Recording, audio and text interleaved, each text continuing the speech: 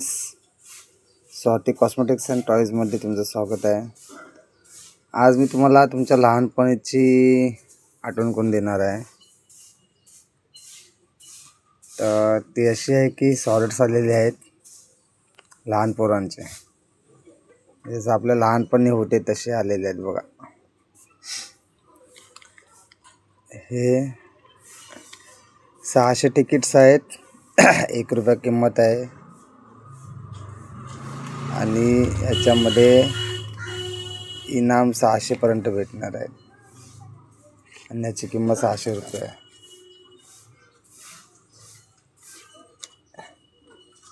हे बघा,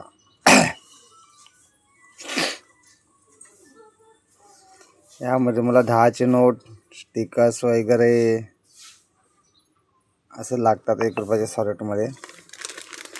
आणि आता चष्मा वगैरे आहे आणि सर्वात मेन जो बंपर सेल आहे तो हा काय बोलतो त्याला,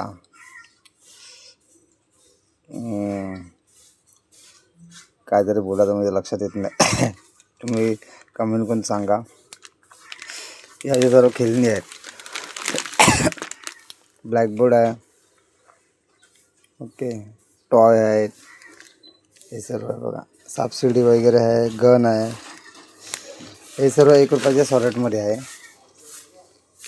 हे म्हणजे मी असं कधी आणलं तर शॉपमध्ये, पण बोललो ट्राय करून बघूया. तर मी लास्ट टाईम घेऊन आलो होतो ना, तर माझे कमीत कमी 2.5 ते 3 तासामध्ये 600 तिकीट संपल्या होत्या. आणि हा जो आहे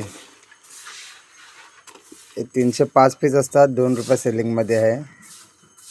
यामध्ये 10 रुपये, 5 रुपये, 35, 75, 100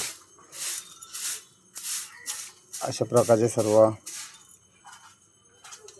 पोरांना लागतात 2 रुपये तिकीटमध्ये. आणि याच्यामध्ये भरपूर लागतात असे.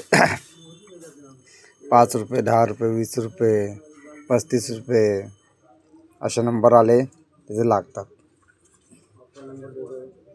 T20 game. अशा प्रकारे बिझनेसमध्ये तुमचं असं माइंड चालतं की तुमचं सेल्स कसं वाढलं पाहिजे. आता तुम्हाला सांगतो ना, तर मी हे कालच्या दिवसात मी 3 सेल केले.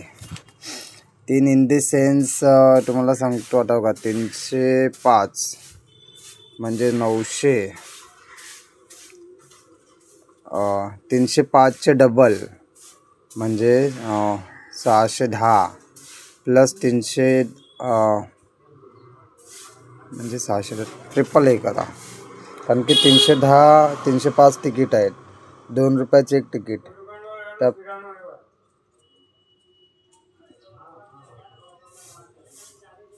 त्याप्रमाणे एका ह्याचे तुमचे बनतात 610 रुपये, म्हणजे 610 × 3 म्हणजे 1830 रुपये एका दिवसामध्ये म्हणजे सेल झाला 1830 रुपयाचा. आणि ते पण खूप कमी वेळामध्ये. तर आपण जॉब करतो, मरेमर काम करतो, 10 तास 8 तास काम करून काय लोकांना 1000 रुपये पण इन्कम नसते, तरी ते त्यांच्या 30,000च्या सॅलरीमध्ये खुश असतात. 30,000 50,000च्या सॅलरीमध्ये. पण हे बघा ना, 2 रुपयाची गोष्ट एका दिवसामध्ये मी 1830 रुपयाचा सेल केला फक्त ह्याच आयटमचा. बाकीचे माझ्याकडे प्रोडक्ट्स आहेत त्याची तर गोष्ट सोडा. फक्त हे म्हणजे तुम्ही ना बिझनेसमध्ये तुमचा माइंड यूज करून सोर्स ऑफ इन्कम आपल्याकडे कशा प्रकारे येऊ शकते ते तुम्ही नॉलेज घेऊ शकता. आणि तुम्हाला याची एन्जॉयमेंटसुद्धा येते. मला पण याच्यात एन्जॉयमेंट येते खेळताना, कारण की लहानपणी आम्ही खूप खेळायचो आणि एन्जॉयमेंट होते आणि तुमचा सेल्सही होतो.